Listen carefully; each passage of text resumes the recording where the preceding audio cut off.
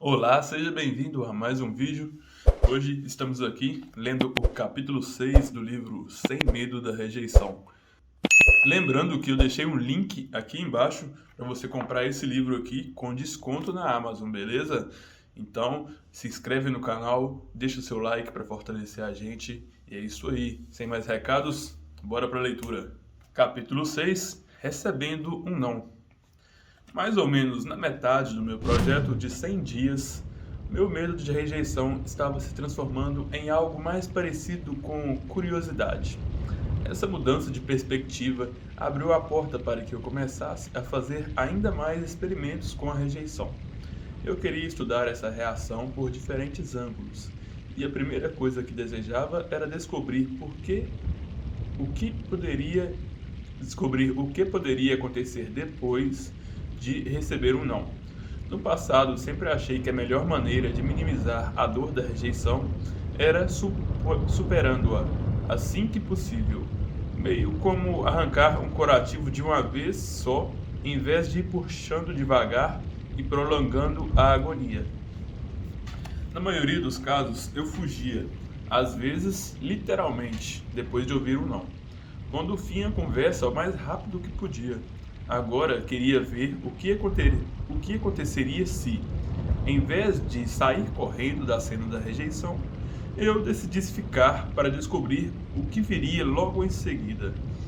Mal sabia eu quanto iria aprender ao simplesmente não fugir da situação. Pergunte por quê antes de dizer tchau. 100 dias de rejeição. Plantar uma flor no jardim de alguém. Depois de eu ter postado o vídeo em que jogava futebol no quintal de Scott, aquele torcedor americano, as pessoas começaram a sugerir que eu batesse na porta de estranhos pedindo várias coisas, desde uma xícara de açúcar até passar a noite na casa deles. Entre todas as sugestões criativas, uma me chamou mais atenção: pedir para plantar uma flor no jardim de alguém. Adorei a ideia porque, era insólita o bastante para garantir um não, e 2, se por acaso eu recebesse um sim, estaria contribuindo para enfeitar o jardim de outra pessoa. Depois de comprar uma muda de roseira Double Delight na cor pêssego pronta para ser plantada, comecei a dirigir por Austin procurando uma boa casa para a primeira tentativa. Na última vez que eu saíra dirigindo em busca de uma porta para bater, estava extremamente nervoso, mas nessa altura dos acontecimentos já tinha me tornado veterano da rejeição. Escolhi uma casa, caminhei até a porta e bati. Aquela sensação de vida ou morte que quase senti quando me aproximei da casa de Scott era quase inexistente agora.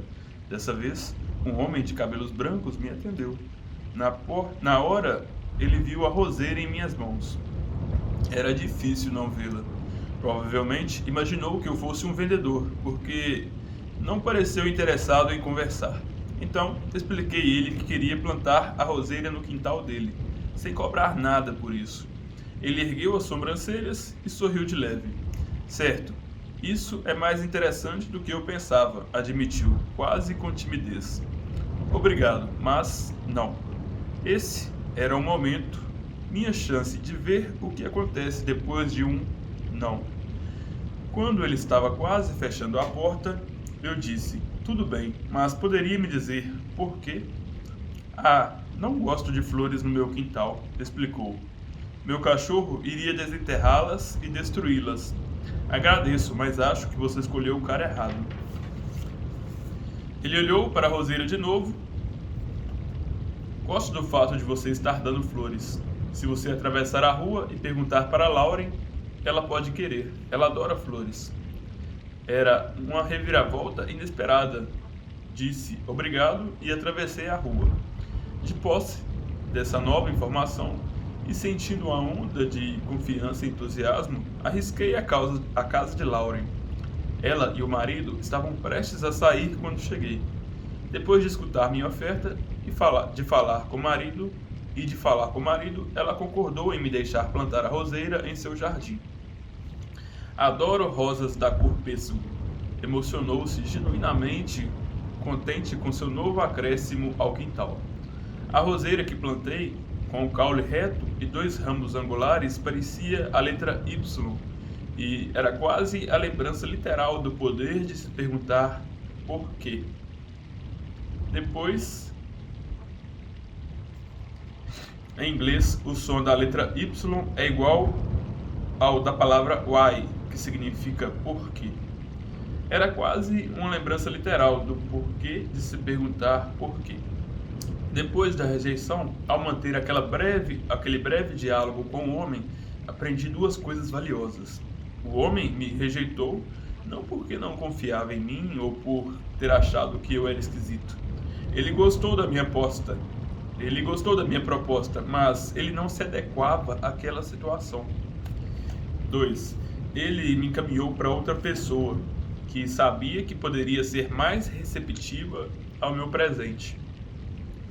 Naquele meu primeiro experimento de rejeição, quando perguntei ao segurança do prédio do meu escritório se ele poderia me emprestar $100, depois de dizer não, ele me fez uma pergunta: por quê? Assustado e constrangido, escapuli sem me explicar, mas desde então não consigo deixar de pensar em sua reação. Quando o Scott, o fervoroso torcedor do Cowboys, me deixou jogar futebol em seu quintal, tinha perguntado a ele por que havia concordado com meu pedido. E ele disse: era tão estranho que não conseguiria recusá-lo. Saber do motivo que levou a dizer sim me ajudou a entender Scott e sua decisão. No entanto, isso só aconteceu por causa do porquê. Perguntar ao homem de cabelos brancos por que ele não queria roseira em seu jardim havia produzido um tipo diferente de resultado, uma explicação e uma orientação. Ele poderia ter me dispensado, mas me orientou em direção a um sim. Perguntar por quê ajudava a esclarecer qualquer mal-entendido que eu alimentasse quanto à motivação de outra pessoa.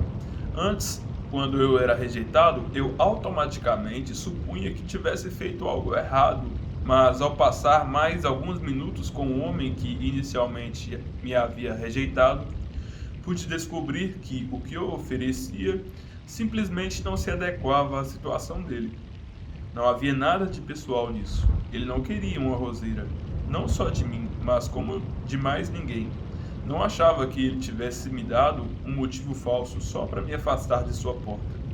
Se fosse assim, ele não teria sugerido que eu falasse com a vizinha que gostava de flores. Há um motivo por trás de cada decisão que uma pessoa toma, seja ela lógica e bem pensada ou impulsiva e provocada pelo calor do momento. Saber o motivo por trás de uma rejeição pode ajudar a minimizar ou mesmo dissolver qualquer dor que possamos sentir se não perguntarmos. Muitas pessoas que me rejeitaram o fizeram não por causa do mérito do meu pedido, nem por algo relacionado a mim, mas por alguma razão totalmente diferente, inclusive por algo às vezes facilmente contornável. Assim que eu entendi isso, percebi que era bem mais fácil lidar com a rejeição. Até mesmo aprendi a me valer das rejeições como experiências de aprendizado que poderiam tornar meus pedidos ainda melhores das próximas vezes. Só há vantagens em se perguntar por quê. Afinal, você foi rejeitado, e o esclarecimento que a resposta pode dar será valioso. Na verdade, perguntar por quê pode até mesmo ser uma ferramenta para transformar uma rejeição em uma aceitação. Recue, não fuja. Sem medo, 100 dias de rejeição. Desafio do McDonald's. Conseguir um McGriddles à tarde. À medida que o projeto dos 100 dias continuava, comecei a perceber mais sugestões de desafios de toda a espécie.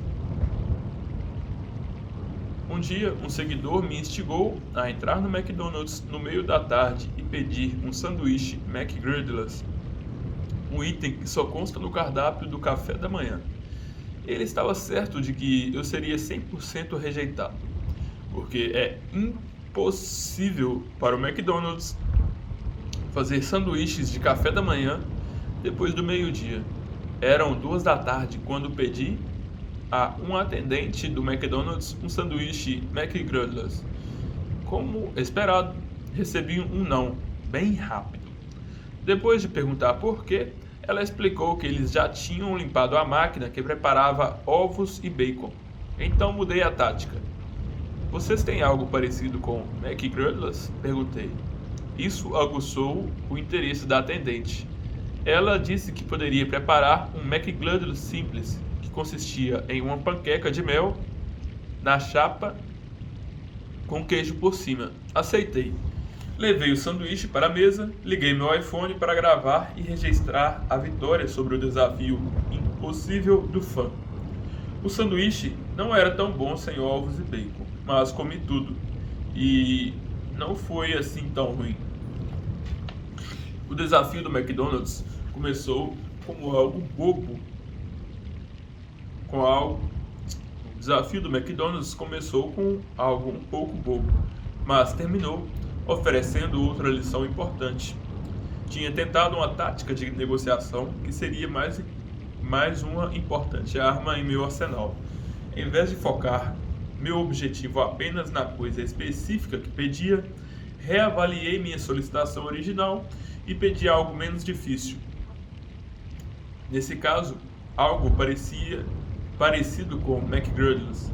A atendente reconheceu minha concessão e encontrou uma solução aceitável para ambas as partes. Na guerra, há uma distinção crucial entre retirada e fuga. Retirada costumam ser temporárias.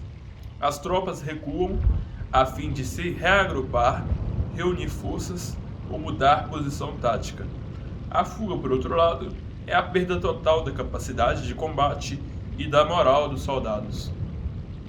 Na fuga, as tropas em geral largam as armas e correm para salvar sua própria vida. Soldados indefesos em fuga viram as costas para o inimigo, tornando-se alvos fáceis.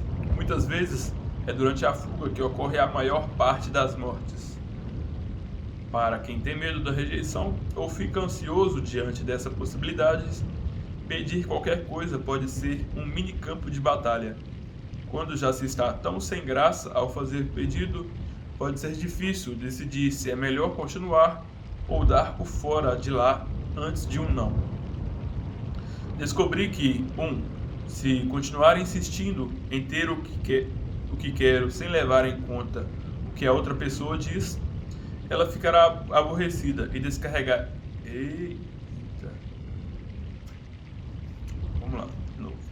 Se continuar insistindo em ter o que quero sem levar em conta o que a outra pessoa diz, ela ficará aborrecida e me descartará friamente. 2. Se eu me virar e fugir, vou me derrotar sozinho. Em ambas situações, eu sairia sem ter o que precisava e ficaria vulnerável, não apenas à crítica dos outros, mas às suposições e aos comentários desmoralizantes que eu faria a mim mesmo sobre o encontro. A maior vítima decorrente dessas batalhas não era a rejeição, mas a perda de confiança.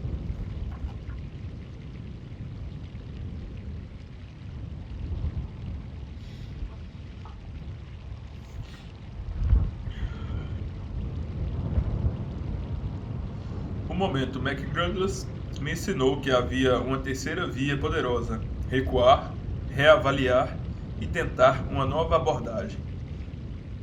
Se pudesse ajustar minha solicitação e pedir de um jeito diferente, algo interessante e inesperado poderia acontecer. E geralmente acontecia. Em uma experiência de rejeição, tentei conseguir um quarto de graça em um hotel luxuoso e fui rejeitado logo de cara. Mas depois de recuar e fazer um pedido menos difícil, acabei ganhando uma excursão pelos quartos do hotel e até me deixaram tirar um cochilo em uma das famosas camas pelo conforto. Durante outra experiência, entrei pelo prédio do Corpo de Bombeiros e pedi para escorregar pelo mastro de incêndio, mas o prédio era no térreo e não havia mastro. Então, mais uma vez, recorri a um pedido menos difícil e logo estava fazendo uma excursão pelo prédio com um bombeiro de plantão como meu guia particular. Ele, inclusive,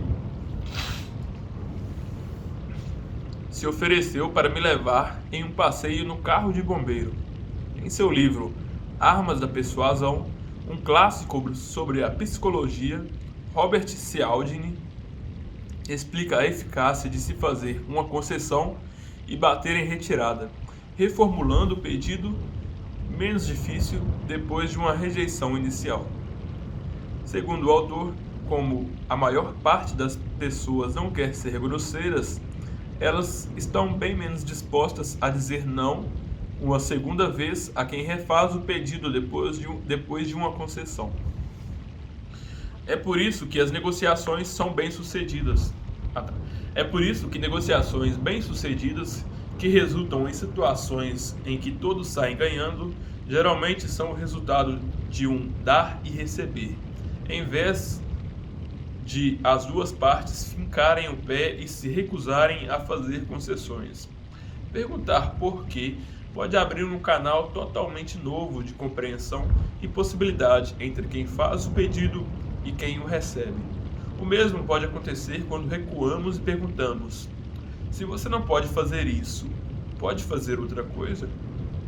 Quando experimentei fazer essas perguntas algumas vezes seguidas, ficou óbvio para mim que, em geral, há bem mais espaço para manobras em torno de um não do que eu havia imaginado. Na verdade, todo não é cercado por um monte de interessantes, mas invisíveis sims, sims, que eu mesmo deveria descobrir. Se você não é aceito em uma vaga de emprego, uma opção é fugir, mas outra é pedir recomendações para outros cargos com base em suas qualificações. Se alguém derruba sua argumentação numa venda, você pode pedir para ser encaminhado a outro departamento ou cliente. Ao ter uma posição para a qual se retirar e mantendo a mente aberta, você evita a sensação de derrota por conta de uma rejeição.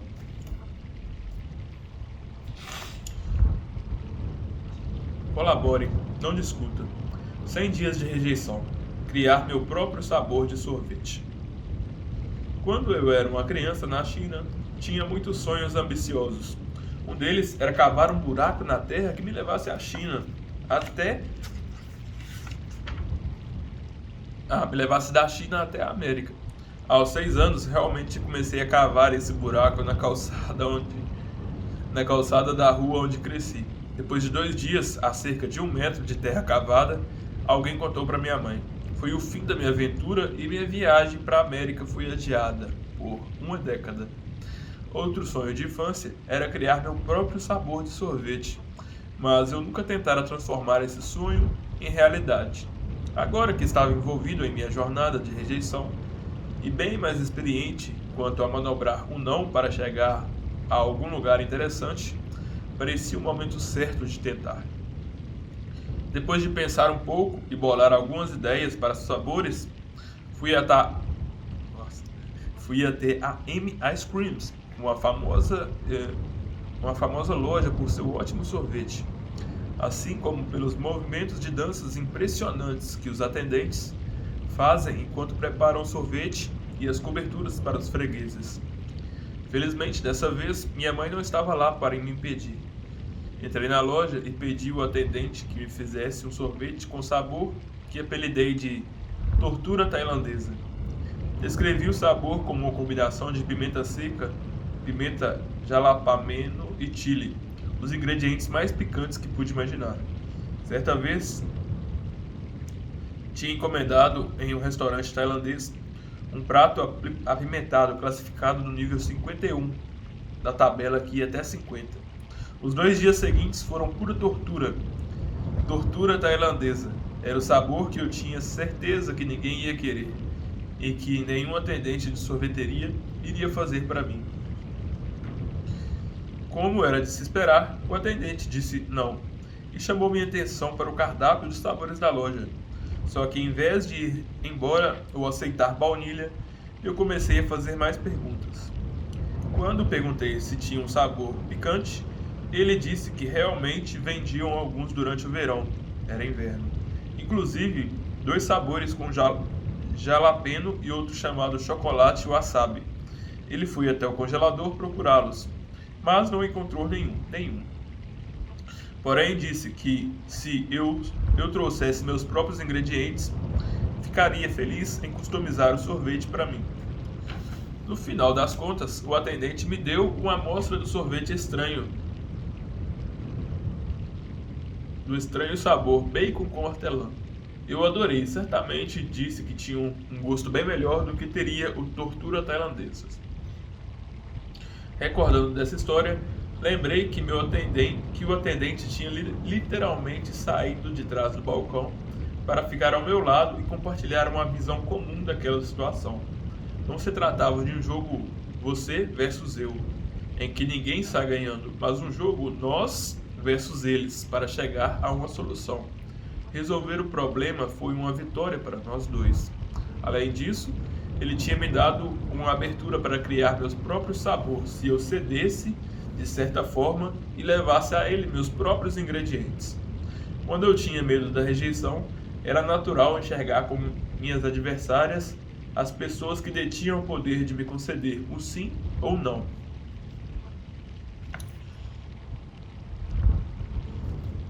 Mas depois que mudei esse modo de pensar, comecei a vê-las como colaboradores. De repente me encontrei em um território totalmente novo. Não abordei o atendente no M Ice Creams com nenhum sentimento negativo. E essa mentalidade mais tranquila me permitiu manter o otimismo e respeito. Quando lhe fiz perguntas a respeito do assunto em pauta, tornei-o um colaborador, o que o levou a assumir seu papel de atendente e me ajudar a atingir meus objetivos. E como já havia constatado várias vezes antes, o resultado final foi melhor do que o previsto. Por outro lado, o oposto da colaboração, a disputa, é um imã para a rejeição. Isso ficou claro em uma experiência que tive com uma equipe de documentário que foi de Los Angeles a Austin para produzir um vídeo sobre minha jornada de rejeição. Eles estavam intrigados principalmente pela maneira como eu ouvia tantas vezes um sim diante de pedidos tão malucos. Na época, eu também estava tentando entender isso. Então concordei em levá-los comigo em uma excursão em busca da rejeição.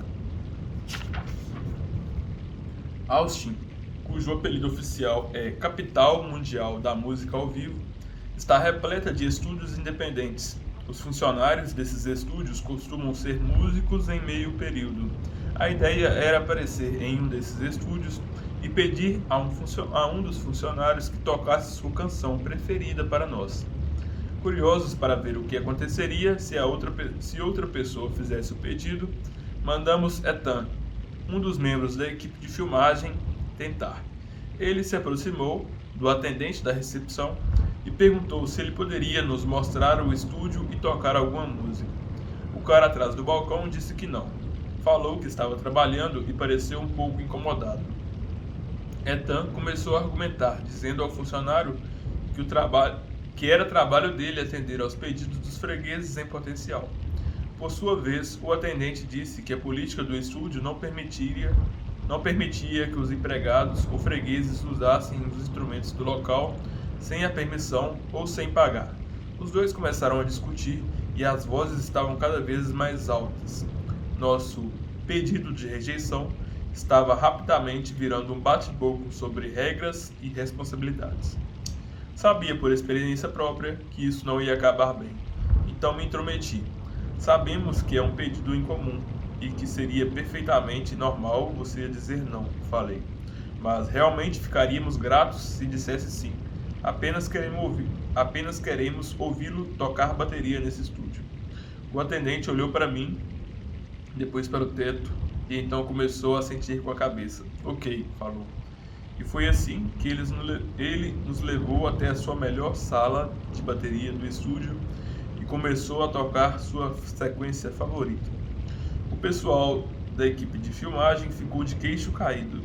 Não apenas puderam filmar um experimento de rejeição e uma exibição de bateria, como também viram uma rejeição se transformar em uma aceitação diante dos seus olhos.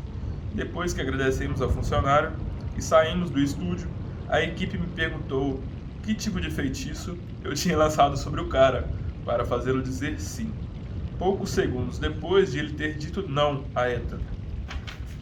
Levando em conta tudo o que eu tinha aprendido, na verdade aquilo fazia sentido.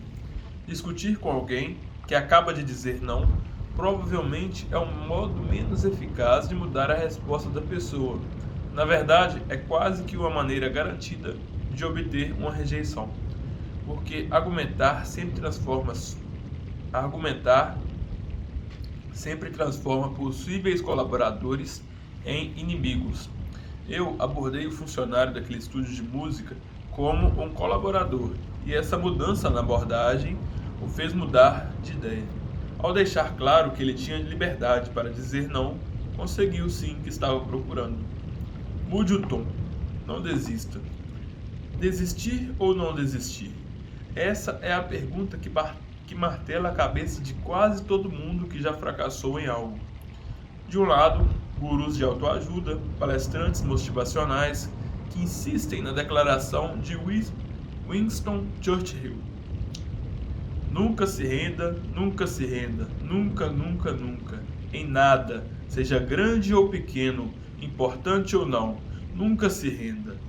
Ou então a declaração de Vince Lombardi, segundo o qual vencedores nunca desistem e quem desiste nunca vence. Por outro lado, empreendedores modernos pregam uma rápida virada de ideias inatingíveis. O mote deles é: fracasse rápido, fracasse sempre. Os bem-sucedidos autores e economistas Steven Levy e Steven Dumler chegaram a dedicar um capítulo inteiro ao lado positivo da desistência, em seu livro Pense como Freak.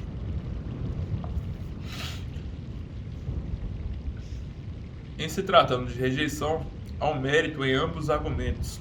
Em meus 100 dias de rejeição, às vezes não importava que a abordagem ou a tática tentasse há mérito em ambos os argumentos. Em meus 100 dias de rejeição, às vezes não importava que a abordagem ou a tática que tentasse. O não continuava sendo não. Nesses casos, continuava fazendo o mesmo pedido sob as condições e a mesma pessoa, na esperança de que minha persistência de algum modo mudasse o resultado. Quase sempre se provava contraprodutivo ou impraticável.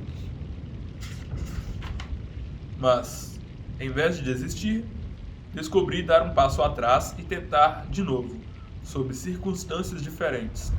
Poderia render um resultado diverso.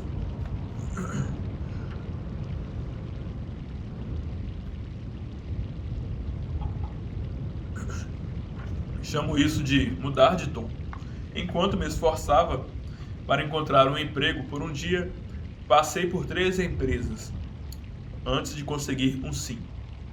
Quando tentei plantar flores no jardim de alguém, a segunda pessoa abordada, Lauren, me deu um sinal verde. Perguntar a uma pessoa diferente, em vez de tentar convencer a mesma pessoa repetidamente, sem levar em conta suas necessidades e preferências. Foi bem mais produtivo. Outro modo de mudar de tom é partir para outro cenário.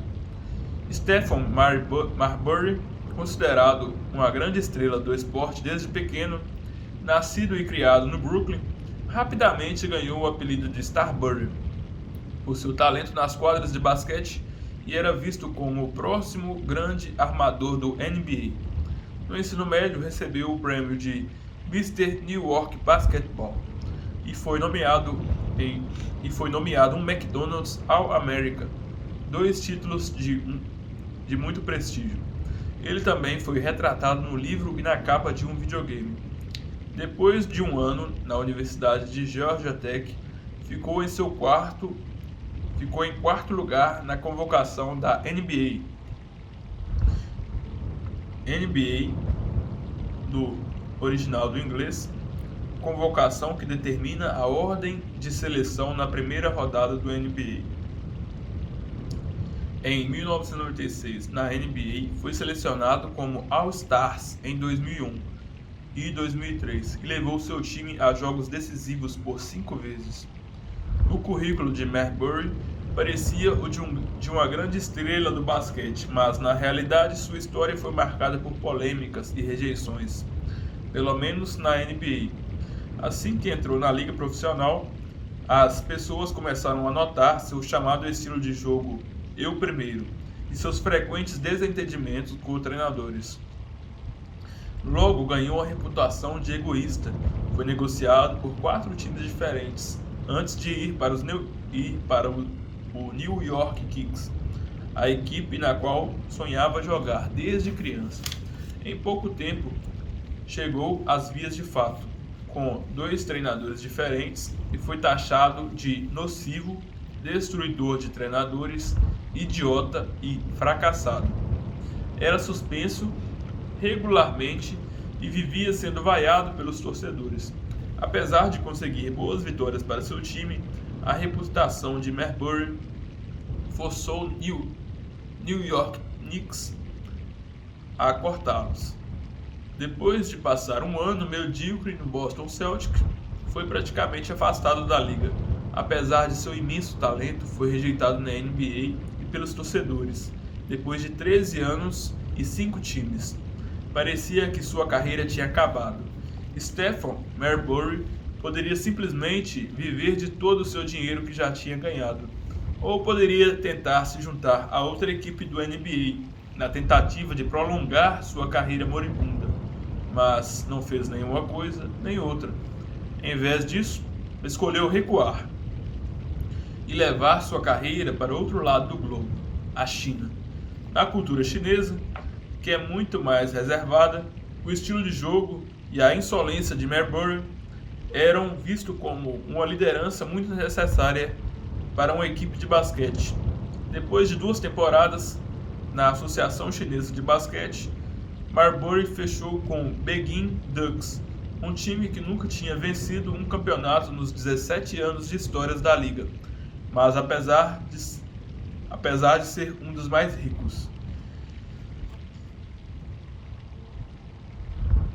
Em Pequim, Marbury passou de rejeitado da NBA a uma lenda local, como armador titular. Fez mais de 30 pontos por jogos e levou o Ducks a vencer o primeiro campeonato em 2012. Antes de aceitar o troféu, foi lançado ao ar pelos colegas de time. Então caiu no choro por mais de 15 minutos no vestiário. Isso é incrível, ficava repetindo aos repórteres.